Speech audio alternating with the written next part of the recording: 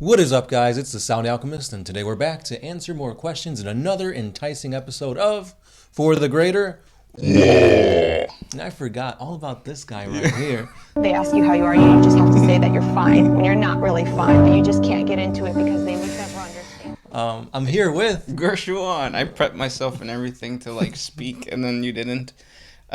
This is a video series where we answer the questions left by you, the viewer. If you have a question for us, comment down below. Put a question in front of your question, because we get to those questions first. Yeah, apologies for that intro. I guess the quarantine has gotten to our heads. Yeah, we've been quarantined in this room for the past 3 years, maybe? Mm-hmm. Well, no, not really. We had a different room before. That's true, yeah. But yeah. Stay safe out there. This question comes from... Oh, Jesus. Cisddddel Dillison. If the Tau dude became the Emperor, I thought he would make peace negotiations with the Tau Empire and other factions to combat the Chaos powers to strive for peace in the galaxy for once. What I think you mean to say is, what would it be like if the Tau took control, or not took control, but became leaders within the Imperium? Would they negotiate with other powers and try to defeat chaos? And I think the answer is yes. I think if the Tau were to negotiate some type of cooperation with the Imperium of Man, maybe even have a this is going to be super heretical, but maybe have a what are they called? I want to keep saying Goivesa, but it's not. What are the leaders of the Tau Empire? Ethereals. Yeah, so if there's an ethereal that took over the Emperor position or whatever, then I think that they would strive for peace, and I think they would understand that they can't do anything about chaos. Chaos is going to be chaos, but they would fight them, if that makes sense. Yeah, because they're still doing that now. Especially more so with the events that transpired in the Psychic Awakening. They know how much of a threat chaos is. Shadow Sun's forces could not take down just a regular armada of Death Guard. And she knows hey, this is a huge threat now. So knowing this and putting that into future events, if the Ethereals did become that huge superpower, yes, of course the Tau are going to ally with as many races and empires as possible to take on this threat. And it's probably going to be a never-ending war, but it's going to be split more, I guess, 4 ways. So it'd be the Tau Empire and all their auxiliaries, including the Space Marines, the Eldar and all that, humanity, against chaos mainly, but then you'd still have the orcs and the Tyranids kind of being thorns on their side. Necrons. Yeah, I guess Necrons too. Or do you think the Tau Empire could negotiate with the Necrons? It's a possibility, seeing as how Necron lords and certain dynasties have their own agendas. Mm-hmm. So I could see the cooperation working there. But for the most part, Necrons are still going to be their own thing. They're still going to have their own power? Yeah, because even after the Blood Angels helped the Necrons against the Tyranids, the Necrons still betrayed them. So. Yeah. Yes, they did. Mm-hmm. Also, something that I see a lot in the comments, and when you guys ask us questions on Instagram and Facebook about lack of cooperation with the Imperium, usually it's always the Imperium's fault that they don't cooperate with the Tau Empire. The Tau Empire is actually very accepting of pretty much everything that the Imperium is about, from their lack of understanding of technology. What they're trying to do is educate humanity whenever they do encounter an imperial planet. They're also not trying to stop them from worshiping the Emperor. A lot of Goivesas still worship the Emperor, even within the Tau Empire. Right. It's just that the concept of the greater good should trump the Emperor, I guess, indoctrination? Yeah. And also, there was another bit that I forget now. Oh, even the war of attrition and all that kind of stuff, the Tau Empire understands the necessity of it. So if there would be an alliance, then it would be one of those situations where it's humanity, specifically the Astra Militarum, would be the Tau Empire's Death Corps of Krieg, basically. Yeah, yep. And they know exactly how the Astra Militarum fight. I'm making a video, which is why I'm mentioning this. I'm making a video on the events that happen in the Greater Good, And it showcases that the Tau know exactly how to fight against the Imperium.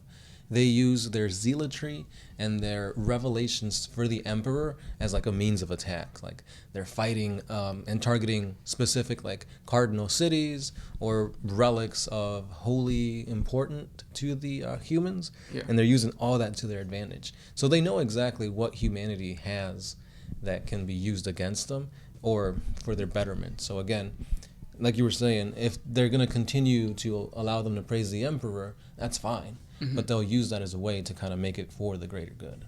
Yeah. Good question. Yeah, very intriguing. My question to you guys is, of course, this probably won't happen, seeing as how Warhammer 40K is kind of pushing away the whole working together kind of aspect of it. Mm-hmm. After like the whole Yvrain and Gilliman, there was a lot of backlash about that. Like, oh, they're supposed to be xenophobic. Why are they working together? But yeah, I don't see anything of this scale ever happening, whether it's the Tau or the Eldar again. I think they're going to be more separate because, again, the more you split apart certain factions, the more war you can have. And that's the grimdarkness of, what is it, the 41st millennium? There is only war. 42nd now, yeah. 42nd, yeah. So we'll see. We'll see what direction GW pushes the narrative in. Yep. Next one comes from Brian B. He asks, could an old one be hiding in the webway? Yeah. There's actually a story of that. There is one old one that the Eldar speak of that's somewhere hidden, but I thought it was on a planet, not so much the webway. Check out our 40 facts on the old ones, or like where are the old ones now. I talk about it, and it might not even be canon anymore, but yes, there used to be a story within the mythology of the Eldar that said that there was one old one still left alive. Do you know anything about that? No, because I was thinking more along the lines of that the Eldar gods were old ones, just like their stories were like expressed really like out there. Yeah. Kind of like how, Hercules, he could lift a boulder in 200 years. No, Hercules had the strength of 100 men. Yeah. So kind of like that, but for the Eldar and the old ones and stuff. Oh, in that situation, yeah, you're right. Then so I think Segura. Yeah, like Segura, Vol, Isha, they were all old ones. Yeah. So then Segura is the old one that's still hiding in the webway, because technically that's what Segura is doing, right? He's hiding from She Who Thirsts. Mm-hmm. Check out our 40 facts on the mythology of the Eldar. We go in depth as to how Segura was able to survive. We also talk about Isha, and then the last Eldar god, which is Cain, the shittiest god of all. Halo mentioned Cain. He gets beat up by everybody. At all the time. Oh, and now there's a new one. Oh, yeah. Forgot about that guy. Iniad. I really didn't pay attention to that whole story arc. Like, I think the fact that Gilliman was there. It overshadowed. Yeah, that's crazy how a Primarch overshadowed a freaking god. Yeah, I know. That's the Ultramarines for you. He's probably not that good in the tabletop either. That god. I don't know. That Avatar guy. But if I ever do play Eldar, I do want to play like all the gods somehow. I wish they had their own avatars for every single god. Mm-hmm. The avatar of Segura would be really badass. The avatar of Cain. He's not good. No, but it doesn't look good either. You have to get a Forge World model in order to look real badass. Because the 40K avatars are tiny. Yeah. Why? Yeah. I mean, I guess it kind of makes sense because you're sacrificing. The way that you summon an avatar is you take a Phoenix Lord? Yeah, and then he dies in order to bring. So obviously, like through that sacrifice, you're still that person. So he's not gonna become a giant, even though in the artwork he is. Yeah. Yeah. There's 2 ways of summoning them, by the way. Really? What's the other one? I think it's similar, but it involves like a bigger like you either have like a relic of that god, or you sacrifice more Eldar. Yeah, it's been a while since I've talked about that, but I'm pretty sure we talked about it in the Kayla Mencha Kane video. Yeah. Next question. This one's by Ty Shingleton. You guys are being corrupted by chaos. Which god or gods would you pick to corrupt you and why? Well, we're all going to be corrupted by Nurgle within like a couple weeks because of this coronavirus. I'm good though. I got toilet paper. Yeah, yeah. Why toilet paper? Out of everything to like just buy toilet paper? The only logical thing that I've heard about the toilet paper was that since governments are shutting down and stuff, we outsource our toilet paper, so we won't be able to do trade with other countries since they're on lockdown.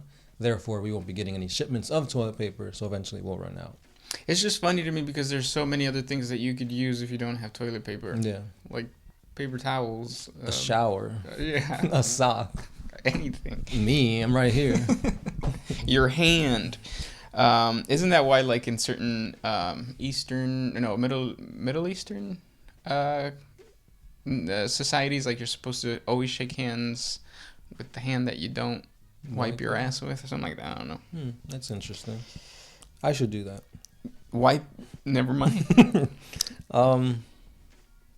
Definitely Zeech. Yeah. Oh, we didn't even answer the question. Yeah. I definitely love everything that is Zeechian in nature, except the looks of it. I don't like the whole fish, bird, avian aspect of it, but everything else is pretty cool. There are some really badass Zeechian greater demons in Creature Cast. Mm-hmm. It's a third party, and it creates some amazing demons. Yeah. And there are a couple that are not. Like, there's one, I think, that has, like, kind of like the Guillermo del Toro with the eye thing. Like, the eye in the sand. I know what you're talking about. Yeah, that one's pretty badass. Yeah. I was saying, same for me. I would want to be Zeechian, possessed by a Zeech. Mm-hmm. If I really had to choose, I'd probably just say Malau. Malau, yeah. Because he doesn't exist. Next question comes from Gunzerg69. Dude, what happened to your hair? I'm balding. So what I was doing, because I used to just like pull my hair back, and by doing that, I was just yanking the roots right here, and like my hairline was getting all messed up. So I was like, yeah, I can't do that no more. So then I did this, but yeah, there's no escaping my baldingness. Was it male pattern balding? Yeah. Gotta age gracefully, I guess. Mm-hmm. Or buy a wig. Yeah. I might do that too. Next question. This one is by Zellsworth X. Could you please shed some light on the priests, lords, and gods of Mars, and why none of that seems to matter anymore? It does matter. Well, I mean, so it matters in the sense that it's there, and it acts as a hierarchy and a structure for the Adeptus Mechanicus. But it doesn't matter because when you're playing them on the tabletop or you hear about them in battle, you're only seeing the military side of it. Right. You're never going to learn about the priests and all that kind of stuff of the Adeptus Mechanicus because they're not, like, you need to have like a role-playing game in order to learn that, which is where most of the extended lore comes from. The Dark Heresy books, they actually go in depth and talk about like how to become a priest, what it means to be part of the Adeptus Mechanicus, and all that kind of stuff. Mm-hmm. Yeah, which I feel like a lot of 40K is kind of like that. It's like, why are we learning about like this planet when like we're probably never gonna hear about it again? Yeah. Like different campaigns, like Vigilus. Mm-hmm. Yeah. Oh, you just introduced this character just for him to die? Why? Like. Now, like, if I play him on the battlefield, it doesn't make sense because he's already dead. Yeah. Yep. But hey, that's life.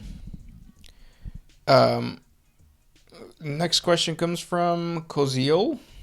Oh, that's in a different language. What happens behind you? What do you do in this room except make Q&As? So this is where I do everything. If you see behind me, I don't know if you're going to be able to tell because it might be blurry, but there is a floating island piece of terrain that I'm building. Spoiler alert. Oh, yeah. Well, would it be out by then? No. Okay. It's not going to go out till Thursday, and that's even if it goes out on Thursday. But yeah, that's what, lately, what I've been doing is I've been trying to get back into enjoying making videos. So doing terrain videos has been really fun. I have a floating island there, and then I have I also showed a Zinchian disc that's also floating. Have you seen it? Oh, I sent it to you. Yeah. But it's being held up by this thing called magic. Well, I'll just subscribe to the channel and wait for the video to come out. But yeah, I do projects and stuff behind here. Yeah. I try not to look back because I'm in that same position that, was it Hephaestus? No.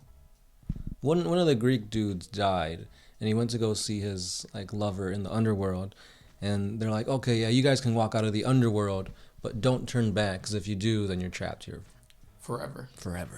Yeah. I have a spell in this room where if the Sound Alchemist looks behind towards the window, you just become part of the room. Mm-hmm. Or maybe we already are part of the rooms, because, I mean, technically you guys have never seen the bottom half of us. Yeah. It like slowly becomes more carpety. Yeah. Last question. What do you got? This one's by Benny Boy, keeping it with the room kind of theme. What's that picture on the left side of the room? I'm really curious to see what it looks like.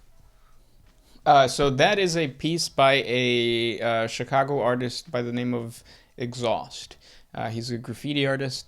When I was younger, I was really big into all that kind of stuff, and I coordinated an event called End of Line with a lot of like the old school graffiti artists of Chicago, specifically the SB crew, and that's his painting. He painted that during that event, and then he gave it to us. So. The more you look at it, the more Zichian it becomes. Yeah, he's extremely talented. He's just awesome.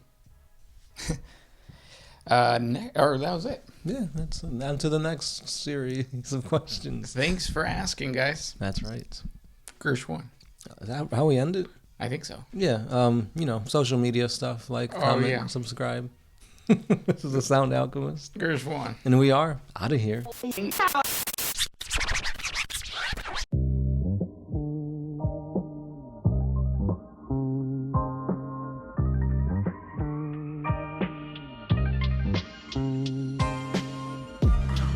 I used to put my freedom